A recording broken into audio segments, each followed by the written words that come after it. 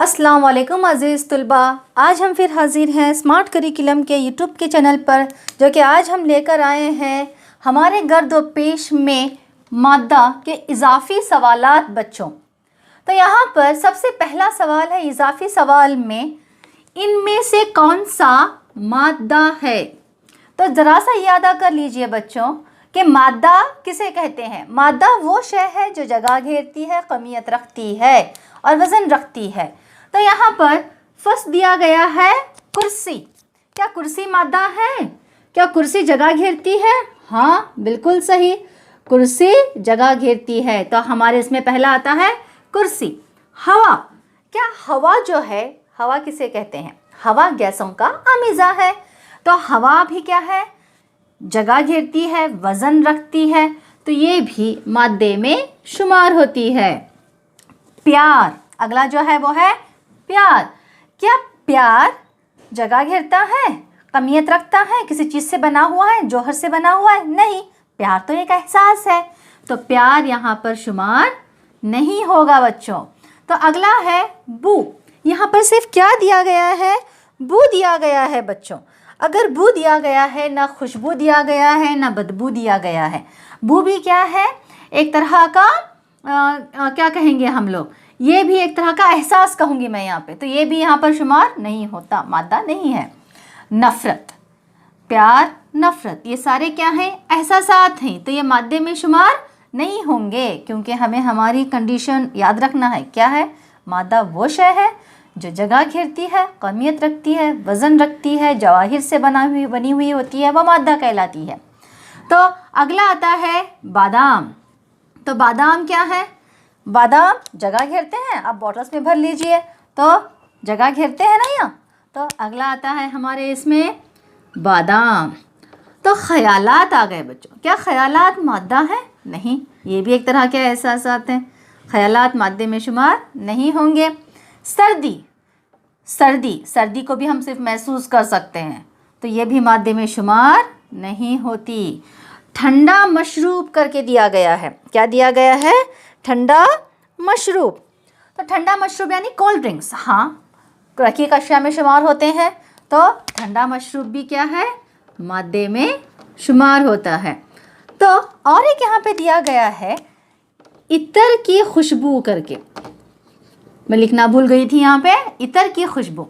तो इत्र की खुशबू क्या मादे में शुमार होती है? हाँ, इत्र की खुशबू मादे में शुमार होती है। तो इत्र की खुशबू। तो चलिए हमें जवाब मिल गया। मादा इसमें, इनमें से कौन सा मादा है? कुर्सी है और हवा आता है, बादाम आएगा, ठंडा मशरूब आएगा, इत्र की खुशबू भी आएगी। अगर यहाँ पे बू अगर दी जाती, अगर बू को खुशबू या बदबू कहा जाता, तो बेशक हम यहाँ पे इसको शुमार करते, इसलिए बू को हम यहाँ पर शुमार नहीं कर रहे हैं। तो चलिए बच्चों अगले सवाल की तरफ बढ़ते हैं। तो चलिए बच्चों अगला सवाल है, गर्मा गर्म खाने की खुशबू आपके पास बहुत दूर से ही आ जाती है, लेकिन ठंडे खाने की खुशबू के लिए आपको इसके पास जाना पड़ता है।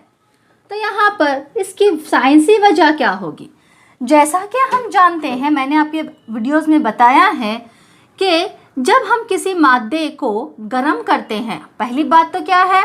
मादे के ज़र्रात हमेशा मुसलसल हालत हरकत में होते हैं। पहली वजह क्या है? मादे के ज़र्रात मुसलसल हरकत करते हैं ये ज़र्रात। और अगर इसकी दर्जा हरारत जैसे ही दर्जे हरारत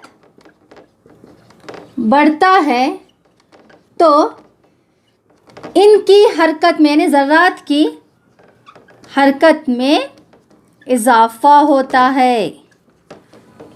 ये तेज़ी से हरकत करके फैलने लगते हैं। इसी वजह से इसीलिए गर्मा गर्म खाने की खुशबू, यहाँ से गर्मा गर्म खाने की खुशबू आपके पास बहुत दूर से ही आ जाती है, मगर ठंडे खाने यानी आइसक्रीम भी ले लो, यहाँ पे खाने की खुशबू के लिए आपको इसके पास जाना पड़ता है। तो मैं उम्मीद करती हूँ कि ये भी सवाल का जवाब आपको यहाँ पे यानी इसकी वजह क्लियर हो गई। तो आगे बढ़ते हैं अगले वजूहात की तरफ। इसका जवाब या वजूहात हम कहेंगे वजह बच्चों। तो यहाँ पर एक गोताखोर स्विमिंग पूल को पानी को काट सकता है, मादे की कौन सी खुसूसियत ये मुशाहिदा दिखाती है, या कौन सी खुसूसियत इसका मुशाहिदा दिखाती है। एक गोताखोर यानी एक डाइवर का मतलब क्या है, जो पानी में छलांग लगाता है, स्विमिंग पूल को पानी को काट सकता है। अब यहाँ पे पानी क्या है, रकीक है, और मादे के ज़र्रात के दरमियान काफ़ी खाली जगह पाई जाती है। इसकी वजह क्या है, मादे के ज़र्रात के दरमियान काफ़ी खाली जगह पाई जाती है, जिसकी वजह से गोताखोर अपने जिस्म को उसके अंदर समा लेता है। और दूसरी वजह भी इसकी क्या हो सकती है, रकीक, यानी पानी क्या है, रकीक है। पानी के ज़र्रात के दरमियान कुव्वते कशिश कम होती है, जिसकी वजह से गोताखोर का जिस्म उस कुव्वते कशिश को तोड़ने में कामयाब होकर अपने जिस्म को वहाँ पर समा सकता है। जबकि यहाँ देख सकते हैं ये जो कलम है, ये जो पेन है, ये ठोस है। क्या हम अपने जिस्म, अपने उंगली को इसके अंदर ठोस सकते हैं? क्या इसको दबा अंदर जा सकते हैं, ठोस सकते हैं? नहीं ठोस सकते। अगर यही पानी रहेगा तो हम अपनी उंगली को यहाँ पर डाल सकते हैं। तो इसकी वजह क्या है, ये दोनों वजूहात इसके लिए यहाँ पर साबित होते हैं। तो चलिए बच्चों अगला सवाल देखते हैं। अगला सवाल बच्चों, मादे के ज़र्रात की क्या खुसूसियात हैं?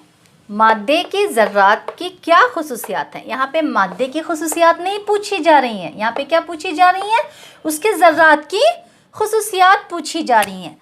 तो नंबर 1, इसकी क्या खासियत है? मादे के ज़र्रात के दरमियान जगह पाई जाती है, जगह पाई जाती है। नंबर 2, मादे के ज़र्रात मुसलसल यानी कंटिन्यूसली मुसलसल हरकत में होते हैं, और हरकत के साथ साथ मादे के ज़र्रात एक दूसरे के सिमत यानी एक दूसरे की तरफ कशिश करते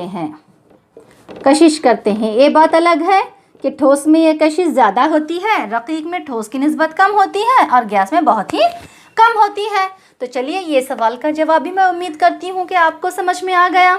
तो बढ़ते हैं आप सवाल की तरफ। अगला सवाल है सवाल नंबर 5, जहाँ पर मंदजा झैल को बढ़ती हुई कसाफत के एतबार से तरतीब दीजिए। कसाफत किसे कहते हैं? कसाफत जो है कमियत बटे हजम को कसाफत कहते हैं। अब आम ज़बान में हम कसाफत कहेंगे तो जिसको हम विस्कोसिटी डेंसिटी कहते हैं। क्या कहते हैं हम इसको? डेंसिटी कहते हैं। तो पतले से लेकर पतली चीज़ से लेकर गाढ़ी चीज़ की तरफ हमें यहाँ पे बढ़ना है। तो यहाँ पर देखिए सवाल में क्या क्या दिया गया है मिसालें, हवा, चिमनी का धुआं, शहद, पानी, चौक, रोटी, लोहा। तो यहाँ पर अब सबसे पतली चीज़ कौन सी आती है बच्चों? यहाँ पर आप बता सकते हैं कौन सी आती है? तो सबसे पहले, हाँ बिल्कुल सही, तो यहाँ पर सबसे पहला क्या आएगा? हवा। एक जवाब जो है वो है पहला कौन सा आएगा? हवा।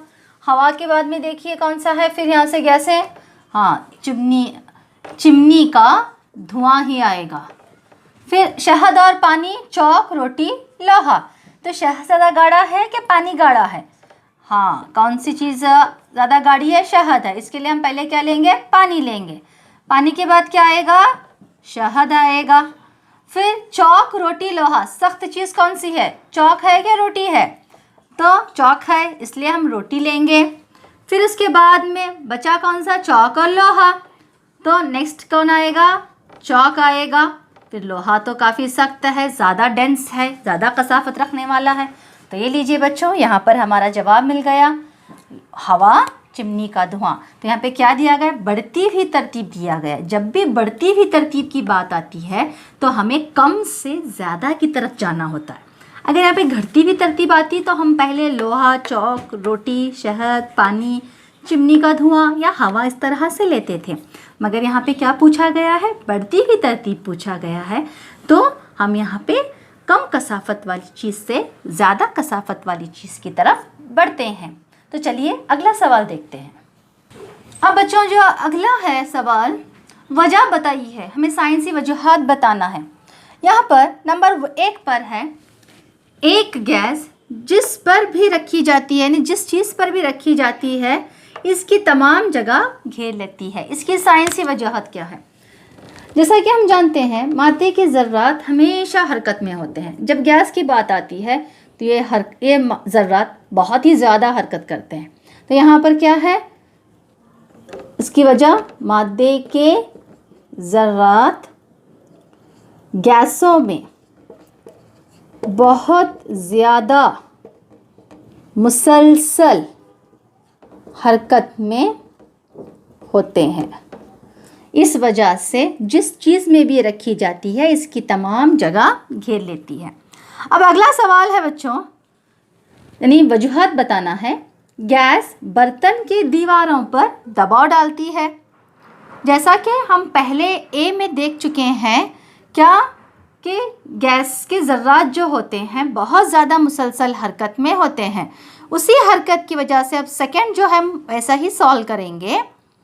यहाँ पर गैसी हालत में ज़र्रात तेज़ी से और बेतरतीबी से हरकत करते हैं। गैसी हालत में ज़र्रात तेज़ी से तो करते ही हैं और बेतरतीबी, तो यहाँ पर क्या? बेतरतीबी से हरकत करते हैं, जिसकी वजह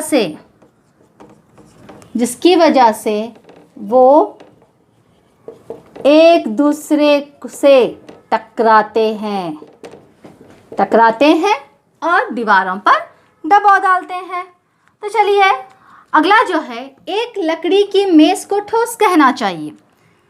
हम ठोस कब कहते हैं? ठोस के अहम खुसूसियत क्या है? ये मखसूस शक्ल के होते हैं।